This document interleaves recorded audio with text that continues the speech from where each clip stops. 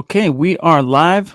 We're going to let it breathe just for a moment. We're going to bring on Facebook, get the whole MHH family under one roof, and then we'll get things cooking, baby. And we're good. Welcome in, everybody. It is the Huddle Up Podcast, presented, as always, by Mile High Huddle, powered by Blue Wire Podcasts, and I'm your host, Chad Jensen. With me is my fellow football priest, who you know, who you love. He is Zack Kelberman. Zack, the Denver Broncos just held rookie minicamp. We'll go through some of the storylines, what we learned. But one of the things, as you kind of break this down, was the audition for rookie quarterback Eric Barriere. Is that how you say it? Or is it Barriere? Barriere, I believe. What the heck? And I'll break this down for us while I'll play the video for everybody. Well, we actually talked about Barriere when he first came out. I had the story about him accepting a tryout at the minicamp, which was that day. It was Friday and Saturday. The minicamp was held for rookies, and he was auditioning, as you can see right there. I heard it wasn't the smoothest audition, but that's what you get from an undrafted rookie quarterback who comes from a smaller program, Eastern Washington. Let me tell you something, though. You turn on his college tape. I'm not saying he's the next superstar or the next Russell Wilson, but at 6'1", I think 210 or 215, you know who his pre-draft comp was in a best-case scenario? Russell Wilson. So I would like this guy on a project basis a lot more than Josh Johnson wasting air, Brett Rippon maybe even wasting a roster spot. They have a veteran, an Iron Man, despite the fluky injury Russell Wilson had last year. They need someone younger. They can develop a new toy for Nathaniel Hackett and Justin Allen. I think it could be Barriere. He has some tools. Yeah, anytime I see that 15 man on a quarterback, it's kind of coincidental because I don't even know what it was. I think it was a tweet or something today. I went down the rabbit hole of reminiscing about the Tim Tebow era, which lasted all of part of 2010, like 2 or 3 games he played at the end. And then, for the almost all, 5 games he didn't start in 2011, but it was kind of fun just going back and watching some of the clips and stuff from especially the 2011 season. It's like, man, that team was just living on borrowed time, dude. Game after game after game, they would, work some miracle. But 15, I always think of Tebow, especially when it comes to a Broncos quarterback. In a non-Broncos quarterback, the number 15, I actually think of Jeff Hostetler, dude, from the New York Giants. Remember him? Won a Super Bowl in place of Phil Simms back in the day. Yeah, for sure. It's funny, though, that Nathaniel Hackett, he was asked about Barriere's, or it could have been Allen. I think it was Hackett, though.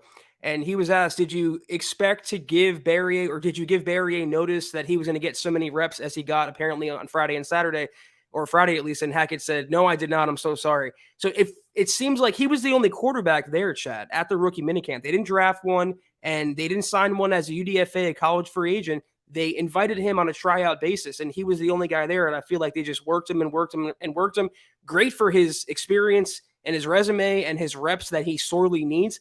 But if he showed any modicum of positive progress, or there's something there the coaches could harness, I would like to see him come aboard at least through the summer, be a training camp arm, training camp body. But if he shows enough, they need someone they can develop behind Russell Wilson long term. Yeah, so here's what Outen said on if he warned Barriere that he was going to get plenty of pitches. I did not. I'm so sorry. I did not. All right, cool, coach. Well, what was your evaluation on Barriere?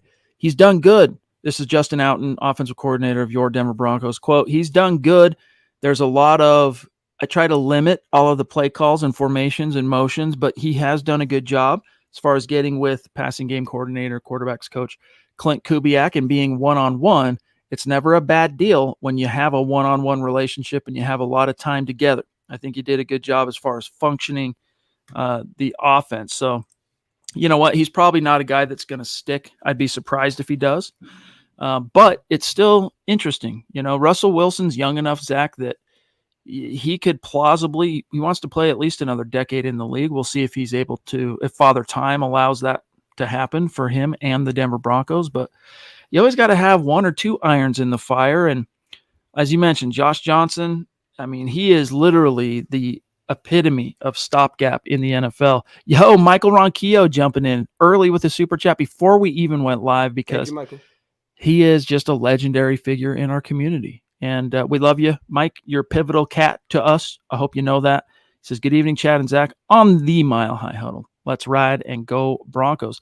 Let's ride, Zach, reminds me, did you see the skit that the Broncos put together with Peyton Manning and Russell Wilson over the weekend? The intern skit, or when he was watching film with Russell Wilson, which gave me honestly goosebumps to see the second most accomplished or second best quarterback, arguably, don't kill me, guys, in Broncos history, Peyton Manning, talking with Russell Wilson, breaking down film. It was posted on Russell Wilson's Twitter, and it makes you feel so good if you're covering the Broncos, a fan of the Broncos, an observer after the last half decade of wandering through that quarterback desert.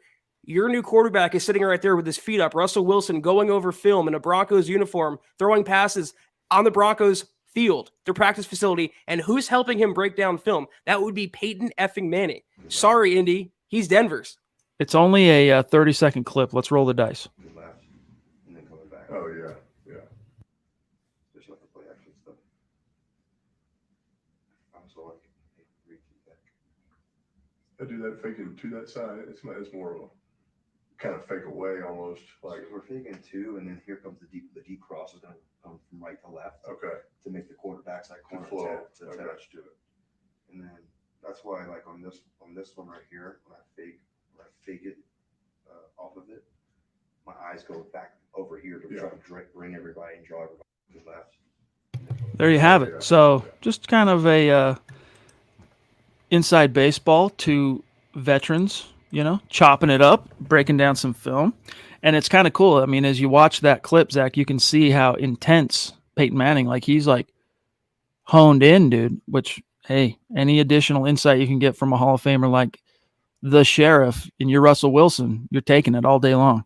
To be a fly on that wall, what they're talking about, what they're going over, but just to see the process play out, watching Peyton Manning watch film, watching Russell Wilson watch film, you're talking about two of the most accomplished, best quarterbacks in NFL history. Both now have Denver ties, and Peyton's helping Russell Wilson get better. You love to see it, and it makes me even more pumped for the season. More and more and more. Yes, indeed, guys. Real quick, let's just say some hellos. Appreciate it. Hey, look, it's Dave Bingaman's in the house. What's going on, Dave? Good to see you, big dog. We got William that was in the chat early, Catalano, Opethian. I'm guessing you're a fan of the band Opeth, right? Gotta be. I don't even know. I've never listened to that band. I'm not huge on metal myself. I like some metal, but not all metal. John Sandoval in the hizzy, Kevin Gray. We got Dylan moderating the chat, blogging at milehighhuddle.com. This Dylan Von Arx cat, he like comes out of nowhere to just like become a force to be reckoned with. Good to see you, Dylan. Billy, what's up? The Duchess in the house. Michaela, what's going on? You got a little something coming your way. I'll keep you in the loop on that, my friend. Yeah, let's grab Tanner Hulse, also in the house. What's going on, Tanner? Thank you for that very generous super chat, my friend.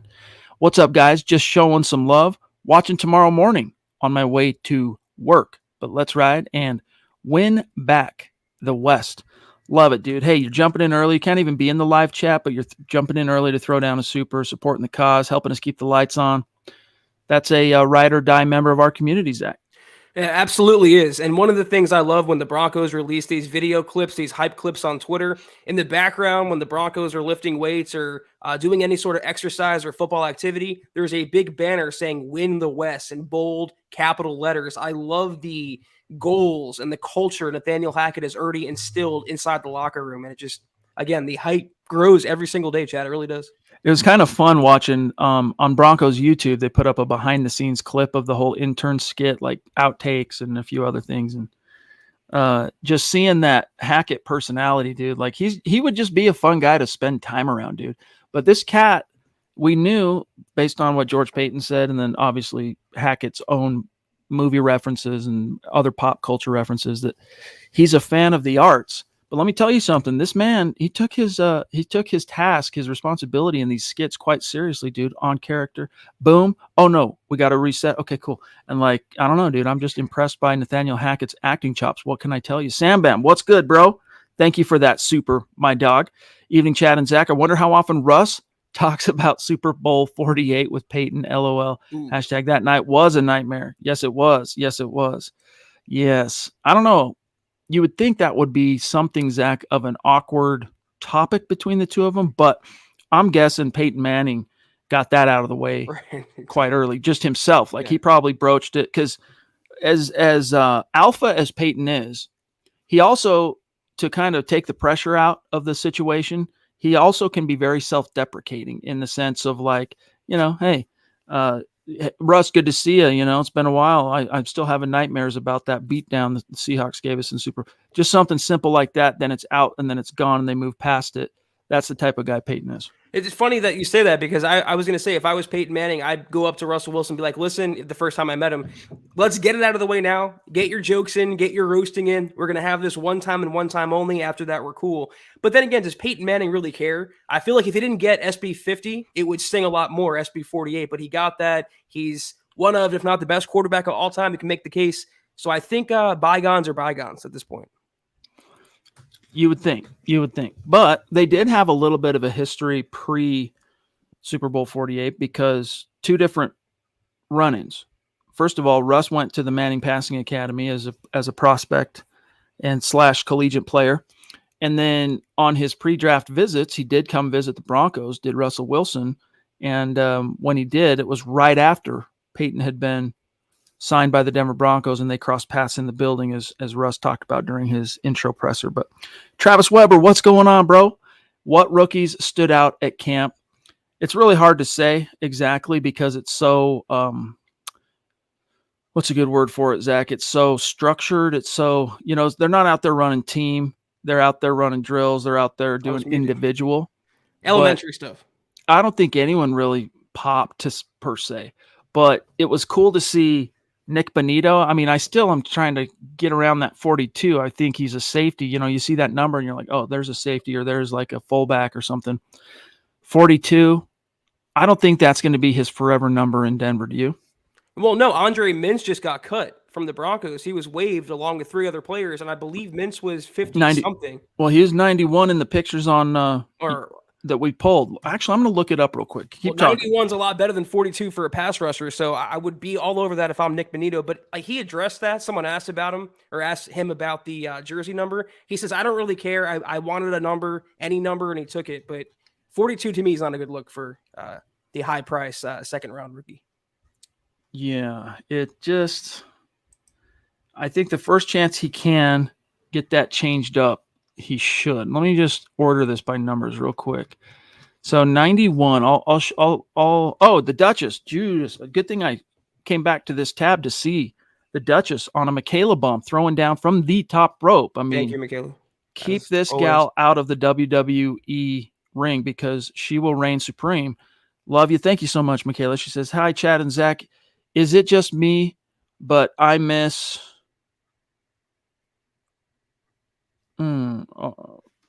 he will always be a Bronco in my heart. Dang it. Vaughn. Okay, yeah, it's got to be Vaughn. Yeah, no, it's not just you. I think everybody, is suffering from a little bit of Vaughn, absence grief. I don't know. It's going to be weird seeing him in the AFC. It was one thing, Zach, to seeing him playing for the Rams. Seeing him in the AFC is going to be a little bit different, but all good things come to an end. That's just the way it is. And he gave the Denver Broncos more than a decade of all-pro impact. And without Vaughn, you don't win Super Bowl 50. So Bronco fans are always going to have those memories. But no, we feel you for sure. There's a huge sect of Broncos country that will always miss Vaughn up until or if he comes back to the Broncos, even just to retire as a Bronco. But it was a trade that truly was a win-win for both sides. Vaughn was sent to a team that won the Super Bowl, and the Broncos got back a really good return for Von Miller. So it sucks that he's not with them anymore, but he got paid from Buffalo. So if you're a fan of Von Miller and if you're rooting for the player, you got to be happy for what's happened to him in the last year, after the last 5 years in Denver, which he talked about. For what it's worth, Nick Bonitto took number 42, and Dylan Parham, the tight end, undrafted from NC State, is wearing 48, at least 48. Shaq rocked that. Shaquille Barrett as a Bronco. I could see that. You get all the 50 numbers are taken, but I'd also be talking to like Netani Muti about his number. I'd be talking to, Billy Turner about 57 even. Then you get into the 90s, let's say. I know they don't have to pick these. They can pick any jersey number now that's as long as it's available. It's not like the old days where it used to be just 50s and 90s for linebackers. Then they started allowing 40s. Let's see, 90, 91, 92, 93, 94. All the 90s are taken too. So 91, it looks like, Zach, when they waived Andre Mintz, they gave it to the rookie Matt Henningsen there, defensive tackle. Yeah, good call on that. And also, it's worth pointing out, we were asked about what rookie stood out at Broncos minicamp. Well, Henningsen stood out for the wrong reason. He suffered, I believe it was a hamstring tweak. Nathaniel Hackett confirmed, or Justin Outten. I think it was Hackett who talked about it. Should be fine. He's coming along slowly. They're not going to push him because hamstrings are very tricky to rehab, very tricky to come back from if not done the right way. But he did suffer a minor tweak. It's worth noting, Chad. For some reason, I can't find the quotes from, oh, here it is, from Hackett and company, Nick Bonitto, why he chose number 42. You guys want the, Ben, what's going on? Good to see you, buddy. Hashtag let's ride indeed. Here's exactly what Nick Bonitto said on choosing his number 42. It was just one of the numbers that were available. I didn't care what number I was given. I just picked whatever. So zero thought really went into it. It was, hey, you're a linebacker. What's available in that? In the 40s, 50s, 90s, he took 42. I don't know. We're probably making way too much out of this, but it's just weird. Well, I'm. You guys know me not to be the biggest Nick Bonitto fan right now, but I really like that answer from him. He just wants to play football. He wants to get in where he fits in Denver. He doesn't care what number he rocks. And compare that to Kayvon Thibodeau with the Giants. He wanted whatever number he wore in college, and he traded with the punter or the kicker or someone for $50,000 toward a charity. That shouldn't be a storyline right after you get drafted. You're coming into the pros and trying to find your way into a whole new environment. I like that Nick Bonitto is all about football, all about the Broncos right now. Lawrence Rivera, appreciate you, my friend. How many people had to adjust to the altitude? And then he says, I saw Bonitto. All of them pretty much, dude. It takes a minute unless they played at altitude in college. Everybody is acclimating to the altitude. And that's why it's important, especially as a rookie, but even as a veteran, as you start inching close, you want to stay as close to home as you can to keep your body acclimated to the thinner air, less oxygen saturation through breathing and all that. Going and spending, for example, Zach, like most of your off season in Florida and then coming to the Mile High City, you're just going to have a much harder transition. So all these rookies struggled a little bit with altitude to greater or lesser degrees. This is not Broncos related, but the punting god from Arizona State, Matt Araiza, he went to Buffalo, and he was asked about the weather change going from sunny California to Buffalo. So it's always an acclimation period, and that's really one of the few takeaways you can take away from the Broncos rookie minicamp. You can't make too much. There's no winners and losers, but these are players, like I mentioned, coming into a new environment, coming into altitude, coming into a new team, new locker room, new teammates. It's important they get these reps down. And I want to clarify, it was it was Ajiro Evero. I don't know why I thought Justin Outten would talk about Matt Henningsen, but it was a mild calf strain, according to Evero, for Henningsen. We'll get him some rehab and some treatment, and we'll bring him back as soon as he's ready. So it doesn't sound too serious. No. And that is good. I'm looking here at Owuzarike. I kind of felt for him a little bit. And by the way, I'll put a pin in that for a second. We'll grab Rodney since I threw it on screen. You just that pronunciation, by the way. Congrats. Yeah, but I'm still not confident in his first name, so I'm just going to go with the last name here. Halfway home. Rodney, evening, Chad, Zach, Broncos country. Hope everyone's having a great day. I know this may be off topic, but I need to ask, what was your guys' input on D'Angelo Henderson back in 2017 as a running back? Do you guys think he would have been special to this team? What was his nickname, Zach? Hop. We liked him, but we never got carried away in D'Angelo Henderson. It was weird that the Broncos did draft 2 players that year named Henderson. But yeah, D'Angelo, he was kind of pushed out when Philip Lindsay rose the next summer, that next cycle. But he was an interesting player. Sorry, my bad. I bumped the wrong thing. I don't even know what happened to him after. Oh, that's a good question. I'm going to pull it up real quick. Well, he was part of that 2017 draft class, and looking back on it, that freaking draft class, except for Garrett Bowles, is cursed, man. I did like Hop coming out of college. I thought he could be something for the Broncos. Didn't work out for him. He was behind C.J. Anderson, wasn't he, that year? That's kind of why. 17, yes. So Never 17 broke out. was was CJ's last, or was it 16? No, it was 17. He got 17 was 1,000 that CJ's. year, I thought. CJ. But real quick, what happened to Hop? He landed with the New York Jets on the practice squad and then promoted to the active roster that same year, and then later was waived back to the practice squad, one of those type of things. Then they released him that summer. He landed with the Vikings and was waived a month later. Then he basically sat out a few months, signed with the Eagles late October of 19, and then was bounced in January. And then he's not been in the league since then. He played in the XFL in 2020, Zach. He actually signed with the Houston Roughnecks, but it shows that he had his contract terminated, of course, when the league had to suspend operations because of the pandemic. So shout out to Hop. It's interesting. The Broncos had 3 intriguing dart throws in that draft, and Henderson, and Isaiah McKenzie, Carlos Henderson, and Isaiah McKenzie as well. McKenzie worked out for Buffalo. They found him a role as a gadget player, but both Hendersons were washouts at the NFL level. It happens, man. But I'll give this to at least to D'Angelo. He was a pro. Carlos was an utter embarrassment to any pro players. Like, he had the talent in spades. Like, there was no getting around He that. had the juice. Yeah, listen to this who's who of swings and a miss in 2017. Beyond Garrett Bowles, round 1. And let's face it, it was touch and go with Bowlesy for a minute there, for a few years there. DeMarcus Walker was your 2nd round pick. Oof.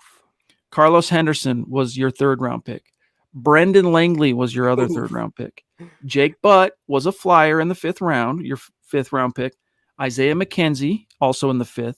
D'Angelo Henderson, 6th round. And then, not to be dismissed or easily forgotten, Mr. Irrelevant himself, Swag Kelly, in round 7, the very last pick in the draft. So, man, that was a bloodbath. I mean, Jake Butt stuck around till almost the end of his rookie contract, albeit injured most of the time. Yeah, on one knee. Kelly had a shot, dude. He could have been something if he doesn't get arrested. I mean, they were ready to bench Case Keenum and give him a shot. But, ooh. It'll ever not be funny to me. Getting hit with a vacuum, wandering into someone's house drunk, wearing a Woody from Toy Story costume. Can't make that up. Does it look like I'm slow on, like, my mouth's not matching the sound on your end? No. Sometimes, like, when you move your see, it's like the blur. Right. I think that's I don't affecting it. I don't know. Throwing me off. Andrew Baker, what's going on, big dog? He says, "What's up, fam? With the Russ not using the tight end talk. When has he ever had a good one?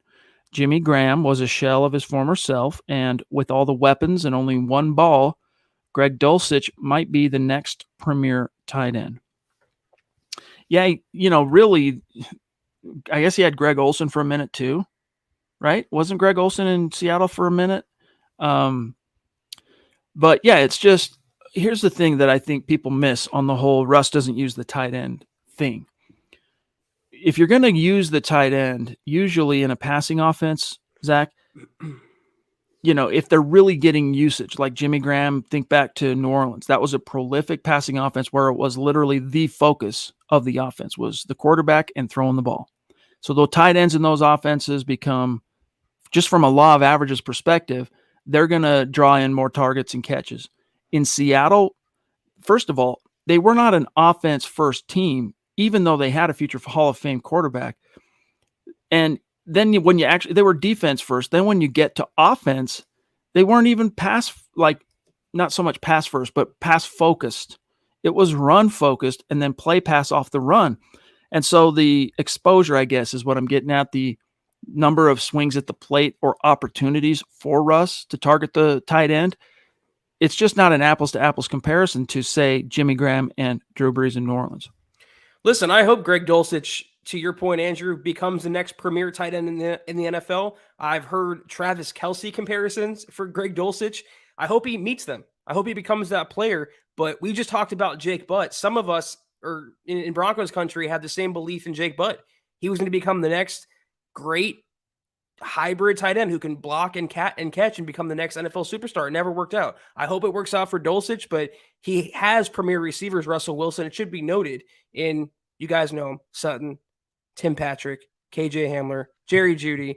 And you know what, Chad, in Seattle, he didn't have great coaching. He didn't have great running backs or tight ends, but he always had great receivers. It seemed like he always had receivers that fit his skill set. He has those guys in Denver now. I always thought personally the tight end for this 2022 Broncos team was just a luxury, the cherry on top of the offense. If you think about it, though, yes, Russ had good receivers, but none of them were like big premier guys. Like Doug Baldwin, I think he was undrafted, if I'm not mistaken. I think the highest drafted wide receiver Russ had before DK Metcalf was Golden Tate. And I think Golden Tate was a third-round pick when he entered the NFL, and then you get to DK. Even, Jermaine, thank you. He wasn't a premium round pick, unless I'm mistaken. What does that mean? Well, first of all, I think for a time there, John Schneider, the GM in Seattle, did a really good job. He was a very underrated draft artist. I mean, leaned heavy on defense, but still. But I think the main takeaway from that, Zach, is Russell Wilson, just like Peyton Manning. You know, look, he came to Denver, and Demaryius Thomas was a first-round pick, obviously, just like talent waiting to be, utilized correctly. But Eric Decker, third-round pick, okay, like he can be a playmaker, but neither one of those guys. Julius Thomas was an afterthought. Everyone was thinking at that point that Julius wasn't going to be anything, couldn't stay on the field, and when he was on the field, he just couldn't block, so he was just looking like a wasted pick. Peyton took those guys and turned them into, at least two of them for a couple of years, household names. That's what a great quarterback does. He is the tide that raises all ships, and I think that explains in large part some of the success, a big part of the success anyway, that those receivers had with Russ in Seattle. And then we'll grab Rodney. Well, this is a good shout from Nathan. He also had Percy Harvin.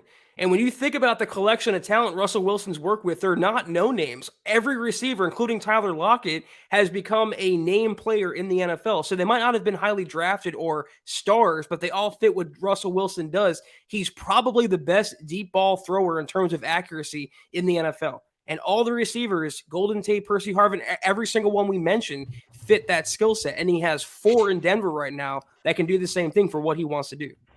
Yeah, but for what it's worth, Percy Harvin was a Minnesota Vikings draft pick. But he was a first rounder. Right? Or I know what needs to be known about your Denver Broncos, guys, but sometimes when we get into the weeds like this, I don't remember everything. Jimmy Graham wasn't a Seattle draft pick. So, right. I mean, I'm just talking about his skill set, his supporting cast. Yeah, like Russ always like those speedy guys, those kind of like scrappy, smaller receivers, because Doug Baldwin, not tall. Golden Tate, Zach, not tall. Curse, not tall. Even Percy Harvin, not tall. And he found ways to cook with those guys. Travis, what's up, bro? Thank you. Appreciate it. The question that came in about Nick Bonitto, was it from, where'd it go? I got to find this now. Rodney Garcia, was it Rodney asked about? Let's just, here's the Cliff Notes. What are your expectations for Nick Bonitto? How many sacks, I think, is what he wanted to know. There we go. How many sacks will Nick Bonitto have, Zach, as a rookie? What's realistic? Because he's going to be a DPR, designated pass rusher. He's not going to play on early downs. He's not going to play against the run. He's not there yet in year 1. A situational pass rusher. They have healthy, or going into the season, hopefully healthy, Randy Gregory, Bradley Chubb. They have 2 veteran backups and Malik Reed. I'll call Jonathan Cooper a veteran for conversation's sake. I would say 6 to 8 sacks is like the floor to the ceiling for Nick Bonitto year 1. I'd be happy with that.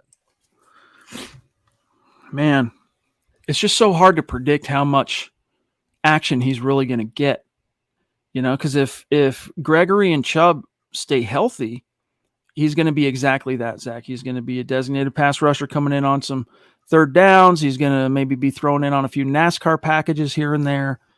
But if either one of those guys miss time, let's answer this question amongst ourselves, Zach. If either one of those guys miss time, let's say you're a good quarter of the way into the season or beyond, Is it Malik Reed next into the fray, or is it Nick Bonitto? I think it would be a combination. I think Malik Reed on early downs and Nick Bonitto on third downs. They'll have sub packages, NASCAR packages, but everyone's underrating, Chad, including us on the podcast, what the defensive line will do from a pass rushing standpoint. Draymond Jones, DJ Jones, Awuzurike, they can get after the quarterback too, and they're going to take some production away. Doesn't matter where it goes, who gets the sacks, as long as the Broncos do get sacks, but they will be getting some production from the D line, not just the edge rushers. Yes, indeed. And especially Awuzurike, dude. I'm telling you guys, that's probably going to end up being the gem of this particular class. And I wouldn't be surprised if he supplants Mike Purcell in the starting lineup, even if not by week 1, at some point in this season. Chet, real quick. Yeah. Let me just add, you had a story on him. I did as well when the Broncos picked him up. If Chris Allen makes the Broncos roster as an edge rusher out of Alabama, the Broncos really like this kid, gave him $180,000 guaranteed upon signing him as a college free agent. If he makes the cut as well, how do you divvy up all the pass rushing snaps? You got to get everyone some work, so it could take away from what Bonitto could do as well in year 1. The headline, Nathaniel Hackett dishes on undrafted rookie Christopher Allen. Quote, he's a very talented athlete. He's banged up. Here is what Hackett said about the former Crimson Tide standout. Quote, we're going to play that by ear as far as, hey, what's your outlook for Christopher Allen? We're going to see how he comes along. He's a very talented athlete, a really good person. For us, it's about getting him healthy and getting him right first. Then as we move forward, we'll be able to see where he fits. He has a lot of stuff that he has to offer. He has a lot of stuff that he has to offer this team. And we just have to get him out there so we can evaluate it. So that's the biggest thing for Allen. As you mentioned, that big guaranteed dollars, like he's sticking beyond this year. He'll last this year.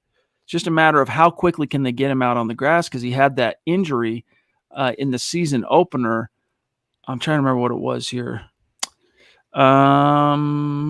Stand by. Suffered a wrist. Let's see. Allen has a concerning injury. Broke his foot. So he's coming off of that at 6'4", Zach, 252 pounds. Sounds a lot like Bradley Chubb, doesn't it? Get him healthy first, see what he can do.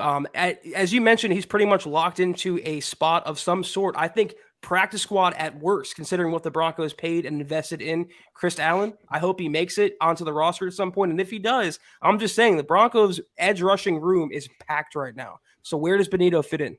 A lot of names, GLP being one of our favorite names. What's going on, Gary? Good afternoon, MHH Priest. He says, good show. Go Broncos. Let's ride. Really appreciate you, Gary. And by the way, guys, just so you know where we stand on the Facebook contest here in the month of May, we are on day 15, we lowered it. We're trying to reach 200,000 stars on Facebook this month. If we hit it, we're going to raffle off one of these Demaryius Thomas jerseys. I'll grab one for scratch and sniff. All right, we got a few of these in stock, as it were. Good news, bad news. Good news, we got it. Bad news, we're only at 19% complete, and we're at 50% of the way into the month. And then while we're on the topic, Zach, we need to update, let everybody know where things stand on the Super Chat Superstar competition on YouTube. We're running a similar contest only on YouTube. It's the top 5 finishers on Super Chat in the month of May. Their names go in a hat.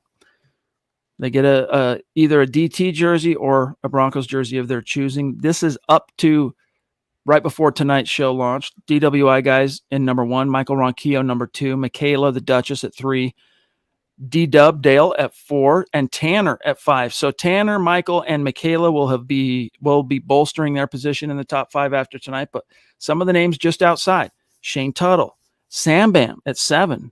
That's a lucky number, is it not? Paul 826, who has climbed. Naj Altaf, Mark the God King, Casey Nickel, Mark Schrader, Kendrick Ware, who's become really consistent, and then Rock Chalk Broncos. So there's your update on the Super Chat contest on YouTube. Appreciate each and every one of y'all. Zach, I want to get your thoughts on, this was an interesting article that Eric Trickle published. I think it was Friday. And you think about, every coaching staff has its darlings, right? And every coaching staff, to greater or lesser degrees, the front office kind of drafts around their philosophies, their likes, their schemes and whatnot.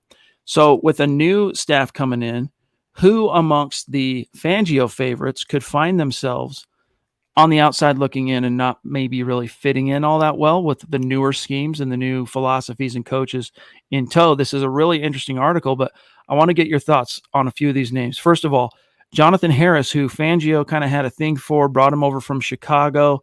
You think this is a cat that finds a way to stick around in any capacity? And I'm including here, Zach, practice squad. I don't know. New head coach, new DC, and new D-line coach as well. So he has no supporters in his corner. I don't think they need him. They have a great defensive line after the draft. They are stacked there right now. Harris is expendable. Tyree Cleveland. Expendable. This is a guy I really don't think survives this summer, even on the practice squad, former 7th round pick.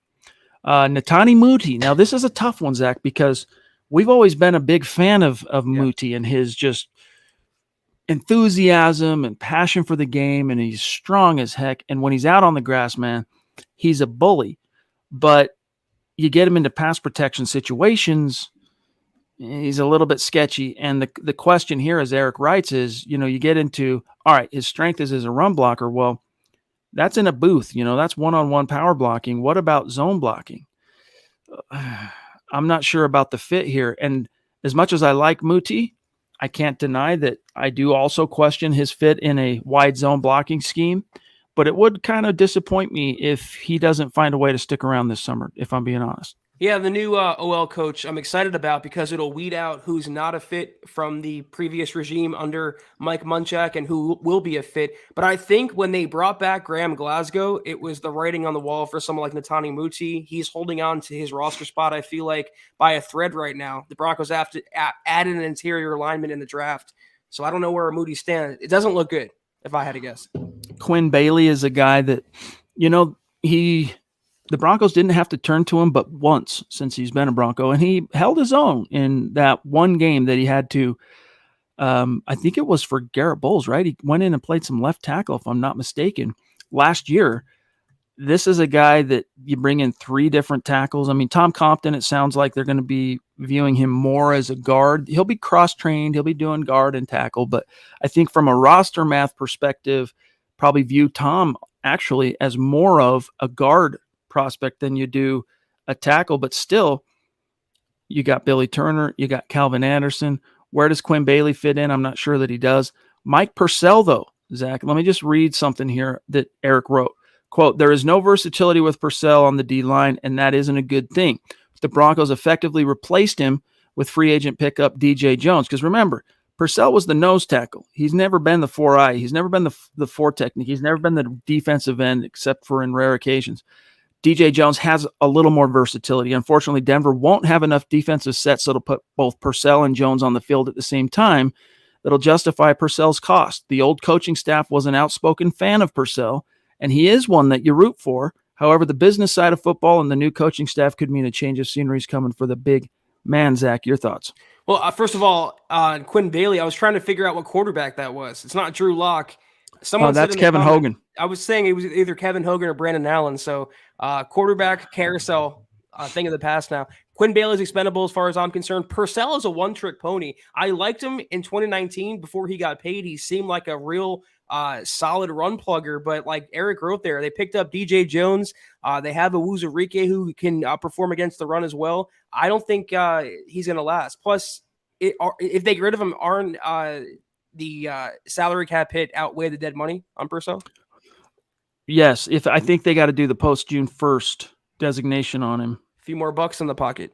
Yes, they could definitely save some cash. Malik Reed, though. Now, this one I'm not so sure about, just because once you get past the top 2 guys on the depth chart, as we've mentioned already on this show tonight, even Gregory and Chubb are kind of injury cases. Even though Chubb's fully healthy right now, Gregory still licking some wounds. Neither one is a guy you feel uber comfortable just like going all in on them without any kind of a backup plan. Malik Reed, I mean, Jonathan Cooper got some snaps last year, some experience, some exposure to the league, but Malik Reed is the only guy not named Chubb or Gregory that has any true NFL starting experience.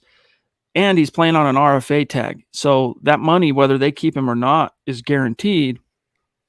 This is one I kind of disagree with in terms of him really being at any risk of losing a gig this year. Now, beyond this year, I think it's fair to say it's up for debate.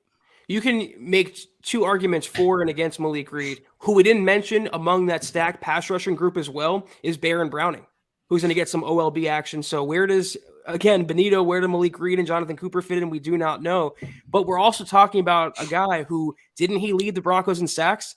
Malik Reed? Not last year, but the year before. Yep. Chubb's Pro Bowl year, it was this guy that actually led the team in for sacks. a couple $1 million RFA tender, a guy who previously led your team in sacks, a veteran, you could do a lot worse as a backup, not a starter. Agreed. Asang Bassi, whom the Broncos waived last year. Quick backstory, Bassi, college free agent. He was a Fangio favorite, made the roster out of camp as an undrafted rookie out of Wake Forest in 2020. Playing starter snaps, and then 3 weeks in, ACL tear, done the rest of the year. Comes back, and I can't remember exact timeline when they waived him, but he went from the PUP list, Zach, to he couldn't make it in time to, I think he's got till week 8 or whatever. Then they waived him, landed in Los Angeles with the Chargers for a minute, practice squad style. Then they waived him, and now he's back. The Broncos picked him back up. Asang Bassi, though, Zach, before we dismiss him so quickly, has that inside ability and experience. He can play slot corner, he can play the nickel, and he can play dime backer. He can be a force against the run. He's a great tackler and a very physical DB. Is he really at risk, like real risk, being on the outside looking in? Well, as you wrote about Chris Allen, I think you tweeted it, you can't make the club from the tub. And Asang Bassi pretty much missed all last season on the PUP list, and you're not going to help the Broncos with a new coaching staff, a new defensive coordinator if you can't stay on the field. I predicted after the draft, after the college free agent signings, that Eastern Carolina cornerback, former ECU cornerback Jaquan McMillian will beat out Asang Bassi on the 53 for a final roster spot. That's my prediction. I think he's on the outside looking in. What about Brett Rippon? Now, this is a guy who this will be his third offensive coordinator as a college free agent, as an undrafted guy. He went from being a favorite of Rich Scangarello, and we know Rich was the impetus for the whole Brett Rippon thing. But then Rich gets fired after year 1, and Rippon sticks, right? They keep him around so much so that I guess they went out and signed Jeff Driscoll to kind of hedge a little bit. But when they had to play someone not named Drew Lock in week 4 after Lock got hurt, oh no, I guess that's not true. Lock got hurt. They put in Driscoll. Driscoll sucked the next week in week 3 against Tampa Bay. So they started Brett Rippon week 4, but I digress. Does he fit in with this staff, you think, Zach? But everyone, when Locke was here, they made the case for Brett Rippon because of that Jets game that he started. People forget he threw 3 picks in that game. He threw 2 touchdowns with 3 picks. He never impressed me. He's Kellen Moore. He needs to retire and become a coach. He have better utility and I think a better longevity in the NFL if he did that. I personally want to upgrade behind Russell Wilson. I know you're fine there. You have your franchise guy, but Brett Rippon does nothing for me to move the needle, nor does Josh Johnson. That's why they brought in Barrier. I would have liked to see the Broncos maybe use a late round flyer or a CFA signing on a quarterback because I want a younger guy. Rippon doesn't move the needle for me at all. Shout out, Jim. Appreciate you, my friend. Good to see you in the chat. All right, almost done with this topic, and then we'll come back to the chat. Andrew Beck, I understand why you question this, especially with the number of tight ends they added through the college ranks, but they actively went out and re-signed him. They didn't pick up his RFA tender, but they re-signed him on a 1-year deal because he can play fullback. Now, Eric's argument here is any tight end can play fullback, and I think to a great extent that's true. But for whatever reason, man, they like this cat as a fullback. I would agree that his place on the roster is not perfectly solid, but I think of the 11 players on this list, he's one of the ones that probably has the least to worry about. I kind of disagree. I feel like Beck's, he was a nice player a few years ago, but what's the point? Is he going to be just a blocker because you signed Eric Tomlinson? You brought back Eric Saubert. Think you're good there for blocking tight ends. And the final nail in the coffin could have been the selection of Greg Dulcich, Chad, in the 3rd round, as Eric Wright's there. I don't see the utility for Andrew Beck. I really don't. And then they brought back Eric Saubert. So, all right, Justin Sternad. It's a sink or swim summer bad. for Justin Sternad. I think he's a guy from a skill set perspective, when you look at his scouting report, traits, whatnot, that a defensive coordinator like Ejiro Evero, or is it Ejiro? Anyway, that Evero likes in terms of, hey, he can be a first down guy. He can be a third down guy, as far as a coverage linebacker. But when it came out in the wash last year on the grass, obviously he left much to be desired, but a new coaching staff could look at this guy's length and his athleticism and some of his measurables and think, in my system, it could be something. However, make no mistake, I think whatever goodwill Justin Sternad earned from being a fifth-round pick of the last John Elway draft class was expended last year when he was not equal to his opportunity and they had to go to the rookie, Baron Browning. They say pictures, you say 1,000 words, you say 3 with Justin Sternad by looking at that picture. He ain't it. Is that Dearness Johnson, the third-string Browns running back, and the Case Keenum win over the Broncos? It's blowing past Justin Sternad there. And no, another player I liked, I was willing to give a chance to, but when on the field, he proved he just is not it. No. And then lastly, Barrington Wade, who, look, he was an undrafted rookie last year. He's in the same boat as a lot of these fringe roster guys anyway. Wouldn't be surprised. Yeah, I'd be surprised, put it that way, if he sticks in any capacity on this roster. Michael, dude, top roping it. Appreciate that, my friend. That's number 2 for tonight. MHH Mount Rushmore, Michael Ronquillo. Good thing there's plenty of room in the MHH Rockies. Our Mount Rushmore it's a full range of mountains. It has to be to include all the great mavens in our community. But Michael, you the man, dude. Thank you, buddy. Thank you so much, Michael. Definitely appreciate that. You are the man. I want to point out, while we're putting a bow on the topic about inside linebackers, it was Ejiro Evero yesterday, who talked about former Hawaii linebacker Kenai Mauga, who the Broncos signed as a college free agent. This is what Evero said. He's a sharp kid, very coachable. All of the things that we asked of him, he's been able to do. We're excited to get him with the other guys and see what he can do. So I would rather give him a shot than bring back Barrington Wade or Justin Sternad. They seem to like this kid, and it doesn't bode well for a player like Sternad. Yep. Hey, George, appreciate that, my friend. In Florida, got you. Broncos country, not a geographic location, baby. It's a state of being. James bought my tickets to the Broncos Titans game. He says, closest venue to me, stoked. That's rad, dude. Happy for you. Kaleon Green, hey, dude, you're going to have to take that up with Nick and Scott. Don't ask us. We don't decide who guests on Broncos for breakfast, so you better take it up with those guys. He says, Nick said you control this. Well, I mean, I can veto anything, but those guys can do whatever they want, right? So talk to them. That's not my call. Phil says he's still having problems with Facebook stars, but here he is. Great show. It's all good, dude. We're just happy to have you in the chat, for real. Great to see you. All right, Zach, as we kind of wind down here, we're at 48 minutes. We got a little bit of time left in tonight's stream. No, James, these are not new cameras. We're just going with we're blurring the background, so it just looks more in focus. It just looks better. That's why we're doing it. So for what it's worth, appreciate you. So to kind of sum up rookie minicamp, the good news is there was no Jeff Hireman torn ACL, covering a freaking practice kick return. So outside of Henningsen kind of pulling a hammy, everyone stayed healthy.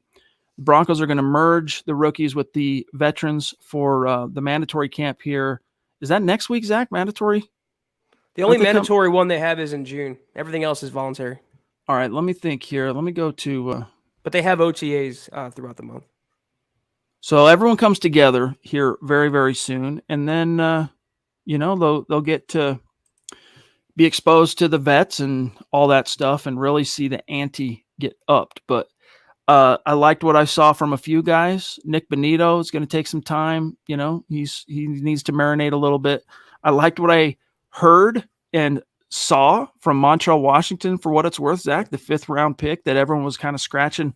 Go, wait a minute, what the Sam Hick?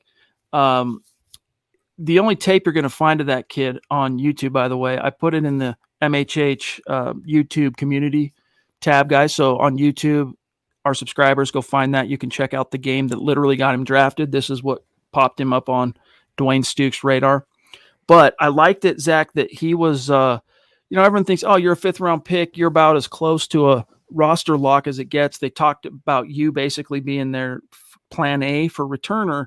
Do you feel like you've arrived? Do you feel like he said, I ain't arrived yet, dude. Like, I got everything to prove. I don't feel comfortable. Like, I don't feel like my freaking job is secured. I liked the kid's energy. He's very humble.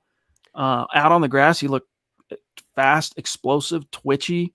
I'm much more intrigued in this kid than I was when they drafted him, but I still think they could have got him as a college free agent after the draft and saved the 5th-round pick for somebody else. Yeah, I mean, what are the odds that 5th-round pick would have become an instant starter like Montreal Washington? I don't understand the criticism for this guy. He's going to be an instant impact player on special teams.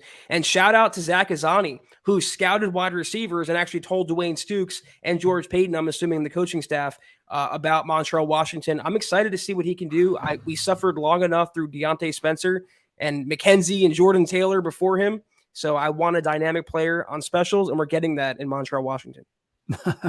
JD 801. I love the new camera view. It's like I'm tripping without tripping.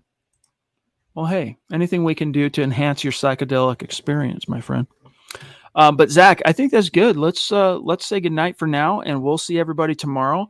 We're going to have a really fun guest tomorrow night, Kim Becker, who I think you guys can remember from her experience as a staff member here at MHH. She's back. She's been dropping videos that you guys have been seeing on the site and on YouTube. She's going to join us tomorrow night, and there's a kind of a fun announcement that's going to come along with that. So stay tuned for that.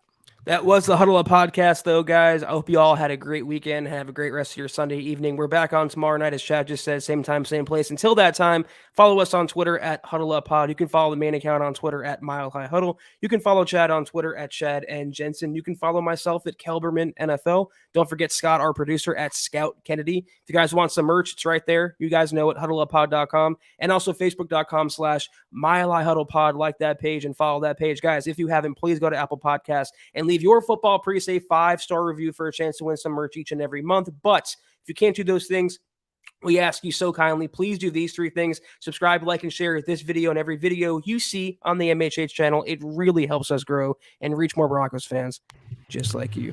That it does. Shout out to Michael Ronquillo on YouTube, Tanner Hull, Sam Bam, The Duchess. Love you. And then our great supporters on Facebook, Gary Leach Palmer, Ben Wallman, Jim Pilcher, Lawrence Rivera, Travis Weber, Andrew Baker, George Fox. And those of you that are on YouTube right now, you'll notice that as you look down beyond the video box, you'll see our merch is now available to you on YouTube. You don't have to go to huddleuppod.com. You can, but you can just buy it right while you're chilling in YouTube. Just remember the merch thing. It's another great way to support what we are doing here at MHH. And we have some really fun, big plans in store for the merch store and just cool designs that we put a focus and time and investment into for you guys. So look forward to that. There's some new designs on the store right now, and you can just scroll through it on YouTube as you're chilling there. And as Dylan said, great conversation. As always, like it, as Zach mentioned, it's a little thing you guys can do to help us out in a big, bad way. Love you. Hit that like button, guys. Take care. And as always, go Broncos.